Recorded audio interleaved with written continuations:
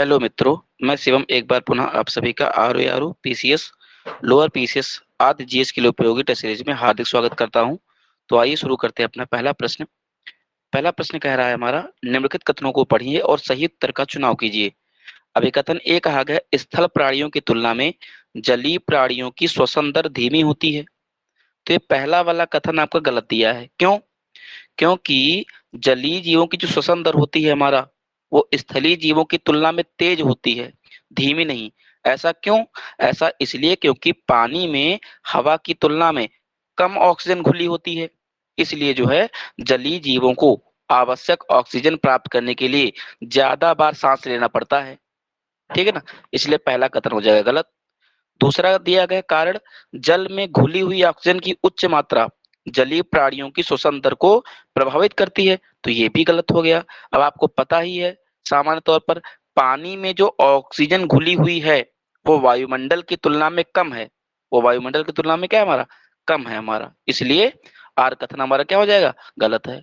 तो पानी में घुली हुई ऑक्सीजन की मात्रा वायुमंडल में उपलब्ध ऑक्सीजन की तुलना में कम होती है, जिससे जलीय जीवों के लिए पर्याप्त ऑक्सीजन प्राप्त करना चुनौतीपूर्ण बन जाता है हमारा। तो इस प्रकार से देखा जाए तो पहला ए भी गलत है और आर भी गलत है। तो इसका करेक्ट आंसर क्या हो जाएगा? करेक्ट आंसर हो जाएगा दूसरा वाला। नेक्स्ट देखिए, कौन सा सही सुमेलित नहीं है? कौन सा सही सुमेलित नहीं है? फेफड़ों में कुल लोब या पालियों की संख्या व इसकी बाह्य परत का नाम, ठीक है ना, क्या है? तो फेफड़ों में टोटल लोब कितनी होती हैं, टोटल पालियां कितनी होती हैं, टोटल खंड कितने होते हैं? तो फेफड़ों को टोटल बांटा गया है 5 लोब में। कितने लोब में बांटा गया है? 5 लोब में बांटा गया है। और इसकी बाह्य परत का नाम क्या है? प्लूरा। फेफड़े की बाह्य परत को प्लूरा कहा जाता है, या फेफड़े का बाहरी आवरण प्लूरा कहलाता है। फेफड़े में जो है वायु कोशिकाएं पाई जाती छोटी छोटी, जिनको एलोविलाई कहा जाता है। तो एलोविलाई कहाँ पाई जाती हैं? ये पाई जाती हैं फेफड़े में। और किस लिए पाई जाती हैं? वायु कोशिकाएं, मतलब वायु को संग्रहित करने के लिए। और इसके अलावा बात करें तो the government and politics in India पुस्तक मॉरिस जॉन्स की है। तो ये बात बिल्कुल ठीक है। मॉरिस जॉन्स ने जो है भारतीय संघ को क्या कहकर पुकारा था? तो मॉरिस जॉन्स ने भारतीय संघ को सौदेबाजी संघवाद कह करके पुकारा था। तो सौदेबाजी संघवाद की संज्ञा, है ना, भारतीय संघ को किसने दिया था? मॉरिस जॉन्सन ने दिया था। इसके अलावा अगर एक बात करी जाए कि किसने भारतीय संघवाद को सहकारी संघवाद कहा था, तो वो है कौन? ग्रेनविल ऑस्टविल। वो हमारे कौन है? ग्रेनविल ऑस्टविल हमारे। इसके अलावा कर्नल स्मिथ अकाल समिति, कर्नल स्मिथ अकाल समिति ये एल्गिन द्वितीय के काल में गठित हुई थी। ठीक है ना? तो ये हो गया गलत। कर्नल स्मिथ जो अकाल कमेटी थी, ये 1860-61 के दौरान लॉर्ड कैनिंग के काल में जो गठित की गई थी। इसके अलावा मैं आपको कुछ और अकाल आयोग या कमेटी के नाम बता दे रहा हूँ। जॉर्ज कैंपबेल समिति, ये 1866 में बनी थी, जॉन लॉरेंस के अध्यक्षता में। इसके अलावा एक अकाल आयोग था, स्टैची आयोग, 1880 में बनाया गया था, है ना, लॉर्ड लिटन के शासनकाल में। एक बना था लॉयल आयोग 1897 में, एल्गिन द्वितीय के काल में। तो लॉयल आयोग बना था, लॉयल आयोग नामक अकाल आयोग, ये लॉर्ड एल्गिन द्वितीय के काल में बना था। इसके अलावा एक था एंटनी मैकडोनाल्ड आयोग। तो सर एंटनी मैकडोनाल्ड आयोग ये 1900 में बनाया गया था, कर्जन के काल में। इसके अलावा 24वां संशोधन जो कि 1971 में हुआ था, है ना, इसने राष्ट्रपति को संवैधानिक संशोधन विधेयक पर सहमति देने के लिए अनिवार्य कर दिया था कि अगर मामला संवैधानिक संशोधन विधेयक का है, अनुच्छेद 368 का है, तो राष्ट्रपति को सहमति देना ही होगा। ऐसा प्रावधान किया गया था 24वें संविधान संशोधन 1971 के माध्यम से। अच्छा, एक बात और याद रखेंगे, दोनों फेफड़े का आकार एक समान नहीं होता है ना? दोनों फेफड़ों का आकार जो है एक समान नहीं होता है। ये भी एक बात आपको याद रखने वाली है। दायां फेफड़ा जो होता है वो बाएं फेफड़े से बड़ा होता है। ध्यान रखिएगा, दायां फेफड़ा बाएं फेफड़े से बड़ा होता है। ठीक है ना? इसके अलावा बाएं फेफड़े में टोटल 2 लोब होते हैं, जबकि दाएं फेफड़े में 3 लोब होते हैं। इस प्रकार से फेफड़े में टोटल कितनी लोब होती हैं? फेफड़े में टोटल 5 लोब पाई जाती है हमारा। तो एक बात जो है ये भी याद रखेंगे। तो कौन सा फेफड़ा, अगर पूछ ले दोनों फेफड़ों का आकार समान होता है तो गलत, दोनों फेफड़ों का आकार अलग अलग होता है। तो दायां फेफड़ा बड़ा होता है और बायां फेफड़ा छोटा होता है। तो दायां फेफड़ा बाएं फेफड़े से जो है क्या होता है, दायां फेफड़ा बाएं फेफड़े से बड़ा होता है हमारा। तो एक बात जो है ये भी याद करने वाले, ये भी याद रखेंगे। नेक्स्ट, एक रोग भी हो जाता है ब्रोंकाइटिस रोग, है ना। ब्रोंकाइटिस रोग का संबंध किससे है, तो वो हमारा फेफड़े से ही है। ब्रोंकाइटिस रोग का संबंध हमारा फेफड़े से ही माना जाता है। नेक्स्ट बात करते हैं। नेक्स्ट है कौन सा सही सुमेलित नहीं है हमारा। नव कलेवर उत्सव राजस्थान में मनाया जाता है, तो पहला ही गलत हो गया। नव कलेवर उत्सव जो होता है ये मनाया जाता है उड़ीसा में। नव कलेवर उत्सव कहाँ मनाया जाता है, तो नव कलेवर उत्सव ये मनाया जाता है कहाँ पर, उड़ीसा में मनाया जाता है। जगन्नाथ मंदिर से जुड़ा एक प्राचीन उत्सव है नव कलेवर, है ना। जब भगवान जगन्नाथ, बलभद्र, सुभद्रा, है ना, और एक व्यक्ति और है सुदर्शन, इनकी इनके उपलक्ष्य में, मतलब इन्हीं के लिए जो है नव कलेवर उत्सव मनाया जाता है। इसके अलावा भारत ने राष्ट्रमंडल की सदस्यता कब ग्रहण की थी, तो भारत ने राष्ट्रमंडल की सदस्यता ये ग्रहण की थी मई 1949 में। राष्ट्रमंडल ने कॉमनवेल्थ, कॉमनवेल्थ में वे सदस्य आते हैं जो कभी न कभी इंग्लैंड के उपनिवेश रह चुके हैं हमारे। फिर बात करते हैं अल्पाइन देश के उदाहरण, इटली, फ्रांस, स्विट्जरलैंड है हमारे। ध्यान रखिएगा, अगर पूछेगा अल्पाइन देशों की संख्या कितनी तो बताएंगे 8। अल्पाइन देशों की संख्या कितनी तो बताएंगे 8 है। कौन कौन से, फ्रांस हो गया, स्विट्जरलैंड हो गया, इटली हो गई। इसके अलावा लिंकस्टीन या लिंचेस्टीन ऑस्ट्रिया हो गया, जर्मनी हो गई, स्लोवानिया हो गया और मोनाको हो गया। और क्या हो गए हमारे, मोनाको हो गए। इनको क्या कहा जाता है, इनको कहा जाता है जो है अल्पाइन देश 8। इसके अलावा एक हमारा अल्पाइन फोरलैंड, है ना, बवेरियन पठार है। अल्पाइन फोरलैंड जिसको बवेरियन पठार भी कहा जाता है। तो अल्पाइन फोरलैंड जो जिसे जो है बवेरियन पठार भी कहा जाता है, वो कहाँ पर स्थित है, दक्षिण जर्मनी में स्थित है। वो आपका कहाँ पर स्थित है, दक्षिण जर्मनी में स्थित माना जाता है। इसके अलावा जो अल्पाइन बायोम होता है, बायोम मतलब जैव विविधता क्षेत्र, तो अल्पाइन जो बायोम होता है उसकी ऊंचाई आमतौर पर हिम रेखा के ठीक नीचे होती है। तो हिम रेखा के ठीक नीचे का क्षेत्र और 3000 मीटर से अधिक ऊंचाई का क्षेत्र क्या कहलाता है, अल्पाइन बायोम कहलाता है। तो अल्पाइन बायोम कहाँ पाया जाएगा, तो क्या बताओगे, 3000 मीटर ऊंचाई से ऊपर और हिम रेखा के ठीक नीचे का क्षेत्र, वो क्या कहलाता है हमारा, अल्पाइन बायोम कहलाता है हमारा। इसके अलावा एक है हमारा आल्प्स माउंटेन। तो जो आल्प्स माउंटेन पर्वत है हमारा, ये भी जो है Italy, Switzerland, Liechtenstein, Germany, Austria, Slovenia इनमें फैला हुआ है। ठीक है ना, मतलब अल्पाइन देशों में ही आपका आल्प्स जो है फैला हुआ है हमारा। तो एक बात जो है ये भी याद रखेंगे। नेक्स्ट देखिए, संविधान सभा का 10वें सत्र का आयोजन 6 से 17 अक्टूबर 6 से 17 अक्टूबर 1949 को हुआ था। तो ये बात बिल्कुल ठीक है हमारा। नेक्स्ट क्वेश्चन देखिए। नेक्स्ट है, इनको दी गई संस्थाओं को जो है कालानुक्रम में व्यवस्थित करना है। ईस्ट इंडिया एसोसिएशन, इसका गठन किया गया था कब, तो ईस्ट इंडिया जो एसोसिएशन है इसका गठन किया गया था 1866 में। गठन किसने किया था, दादा भाई नौरोजी ने जो है ईस्ट इंडिया एसोसिएशन का गठन लंदन में किया था। इसके अलावा पूना सार्वजनिक सभा ये आपका गठित हुई थी 1870 में हमारा। इसके संस्थापक कौन कौन थे, महादेव गोविंद रानाडे, गणेश वासुदेव जोशी और एस एच चिपलूड़कर, महादेव गोविंद रानाडे, गणेश वासुदेव जोशी, इन लोगों ने मिलकर के पूना सार्वजनिक सभा की स्थापना 1870 में की थी।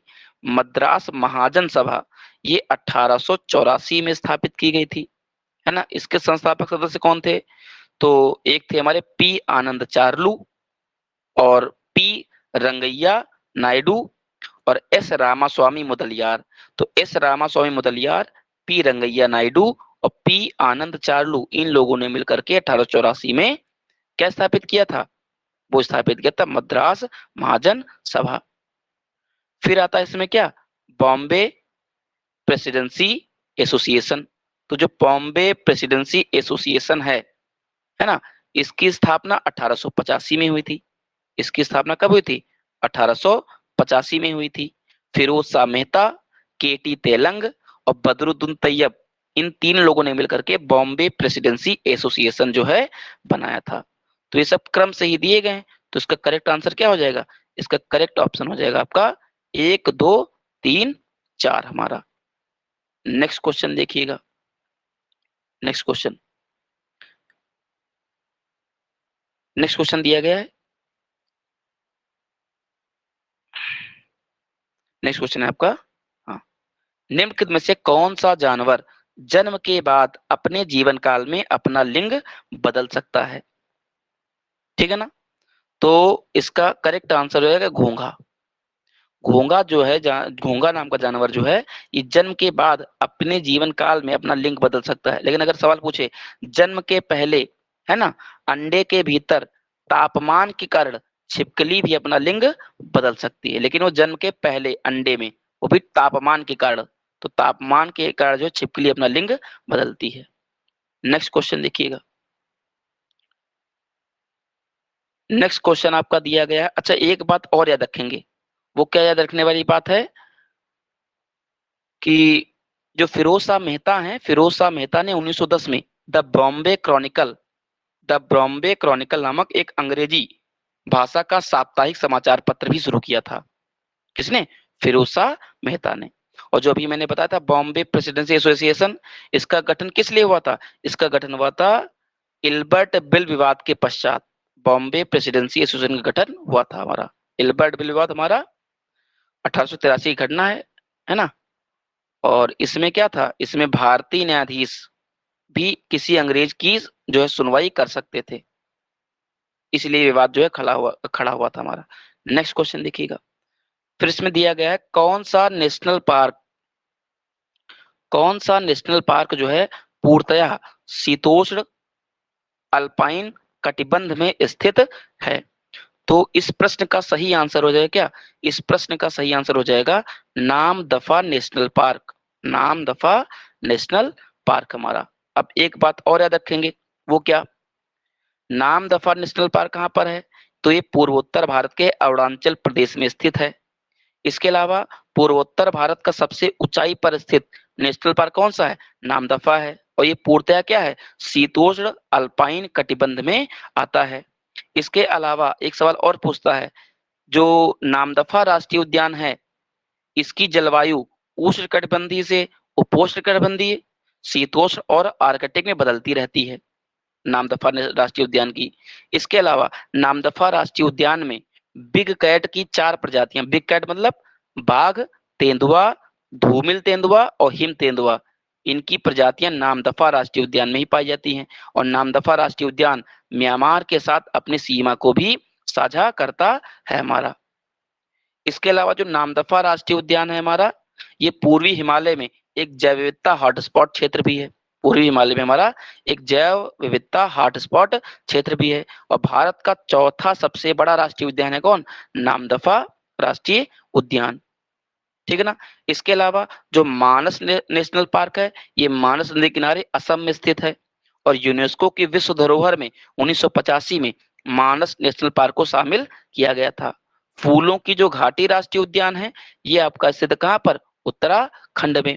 और इसको फूलों की घाटी राष्ट्रीय उद्यान को 1982 में यूनेस्को धरोहर में शामिल किया गया था। और जो न्यूरा घाटी राष्ट्रीय उद्यान है, ये आपका पश्चिम बंगाल में स्थित है। ये कहाँ पर स्थित है आपका, पश्चिम बंगाल में स्थित है हमारा। ठीक है ना। तो नेक्स्ट क्वेश्चन देखिएगा। नेक्स्ट क्वेश्चन है, संविधान सभा के संदर्भ में निम्नलिखित कथनों में से कौन सा सही है। कुल मिलाकर इसमें बताना है कौन सा कथन सही है। संसदीय राजभाषा समिति और नियम का गठन ये 1978 में ना होकर के ये गठन हुआ था 1976 में। तो संसदीय राजभाषा समिति और संसदीय राजभाषा समितियों के नियम, इनका गठन 1976 में हुआ था। 24 जनवरी 1948 को 24 जनवरी 1948 में संविधान सभा ने राष्ट्रीय गीत को अपनाया था। तो ये बात बिल्कुल हो जाएगी गलत। ये बात हमारी क्या हो जाएगी, ये बात गलत हो जाएगी। क्यों, ध्यान देना, 24 जनवरी को 3 राष्ट्र अपनाए गए। एक राष्ट्र से राष्ट्रगीत अपनाया गया, एक राष्ट्र से राष्ट्रगान अपनाया गया और एक राष्ट्र से राष्ट्रपति का पद अपनाया गया। तो राष्ट्रपति का पद, राष्ट्रगीत, राष्ट्रगान, ये तीनों चीजें कब अपनाई गई थी? 24 जनवरी 1950 को। 24 जनवरी 1950 को, ठीक है ना। इसके अलावा 22 जुलाई 1946 में संविधान सभा ने राष्ट्रीय ध्वज को अपनाया था। तो ये बात भी क्या हो जाएगी? ये बात भी पूरी तरीके से गलत हो जाएगी। क्यों? क्योंकि 22 जुलाई 1947 को संविधान सभा ने राष्ट्रीय ध्वज को अपनाया था, ना कि 1946 को अपनाया था। इसके अलावा कुछ बातें मैं आपको बता दूं कि संविधान सभा के सदस्य जवाहरलाल नेहरू ने, है ना, एक समाधान प्रस्तावित किया था झंडे संबंधी कि भारत का राष्ट्रीय ध्वज समान अनुपात में केसरिया, सफेद और गहरे हरे रंग का एक तिरंगा होना चाहिए और बीच में गहरे नीले रंग का एक चक्र हो। ये बात संविधान सभा के किस सदस्य ने बताई थी? जवाहरलाल नेहरू ने। इसके अलावा भारतीय सशस्त्र सेना झंडा दिवस कब मनाया जाता है? वो 7 दिसंबर को मनाया जाता है, जबकि झंडा दिवस वो 22 जुलाई को मनाया जाता है। इसके अलावा भारत का पहला राष्ट्रीय ध्वज ये 7 अगस्त 1906 को कलकत्ता के पारसी बागान के ग्रीन पार्क में फहराया गया था, है ना। लाल, पीले और हरे रंग की इसमें 3 पट्टियां थी, है ना। ऊपर जो है इसमें 8 कमल थे, नीचे ऊपर 8 कमल थे और नीचे आपका बीच में वंदे मातरम लिखा था और नीचे आपका जो है क्या था? नीचे आपका एक आधा चंद्र था और सूर्य का फोटो था। और ये ध्वज किसने तैयार किया था? तो ये ध्वज तैयार किया था स्वामी विवेकानंद की शिष्या, इनका नाम क्या था? तो स्वामी विवेकानंद की शिष्या सिस्टर निवेदिता ने भारत का पहला ध्वज तैयार किया था। इसके अलावा भारत का दूसरा ध्वज मैडम भीखाजी कामा द्वारा 1907 में जर्मनी के स्टुटगार्ट शहर में फहराया गया था। तो विदेशी भूमि पर पहली बार तिरंगा 1907 में फहराया गया था। अब पूछेगा मैडम भीखाजी कामा तक, इसलिए इनको क्या बोलते हैं? भारतीय स्वतंत्रता की जननी कहा जाता है। मैडम भीखाजी कामा तक ये ध्वज तस्करी करके किसने पहुंचाया था? तो इंदुलाल याग्निक ने पहुंचाया था। तीसरा ध्वज भारत में 1917 में फहराया गया था। इसके अलावा 1931 में एक प्रस्ताव पारित करके तिरंगे झंडे को हमारे राष्ट्रीय ध्वज के रूप में घोषित किया गया था, कराची अधिवेशन 1931 में, जिसके अध्यक्ष सरदार पटेल थे हमारा, है ना। और इसका डिजाइन किसने तैयार किया था? पिंगली वेंकैया ने इसका डिजाइन तैयार किया था। और ध्वज की लंबाई और चौड़ाई का अनुपात 3:2 होता है। भारत के राष्ट्रीय ध्वज का आकार आयताकार है और 22 जुलाई 1947 को राष्ट्रीय ध्वज को अपनाया गया था। और राष्ट्रीय ध्वज पर तदर्थ कमेटी के अध्यक्ष वो राजेंद्र प्रसाद थे। राष्ट्रीय ध्वज पर तदर्थ कमेटी के अध्यक्ष राजेंद्र प्रसाद थे, या राष्ट्रीय झंडा पर तदर्थ कमेटी के अध्यक्ष राजेंद्र प्रसाद थे। लेकिन केवल कह दे, केवल राष्ट्रीय झंडा कमेटी के अध्यक्ष तो कौन थे? हमारे जेबी कृपलानी बनाए गए थे। इसके अलावा पहला ओलंपिक ध्वज कहाँ फहराया गया था? तो 1920 बेल्जियम के एंटवर्प शहर में फहराया गया था। एंटवर्प में क्या है? हीरा तलाशी केंद्र भी है। इसके अलावा 1920 के एंटवर्प बेल्जियम वाले ओलंपिक खेल में भारत की तरफ से, है ना, राष्ट्रीय ध्वज किसने फहराया था? तो पूर्मा बनर्जी ने जो है फहराया था हमारा। इसके अलावा भारतीय ध्वज संहिता कब लागू हुई थी? तो भारतीय ध्वज संहिता हमारी 26 जनवरी 2002 को भारतीय ध्वज संहिता लागू हुई थी हमारी, ठीक है ना। तो ये बात याद रखने वाली है। इसके अलावा राजभाषा अधिनियम ये 1963 में ही पास किया गया था हमारा। तो इस प्रकार से देखा जाए इसका करेक्ट आंसर क्या हो जाएगा? इसका करेक्ट आंसर हो जाएगा चौथा। तो ये थे हमारे आज के सवाल। Thank you for watching.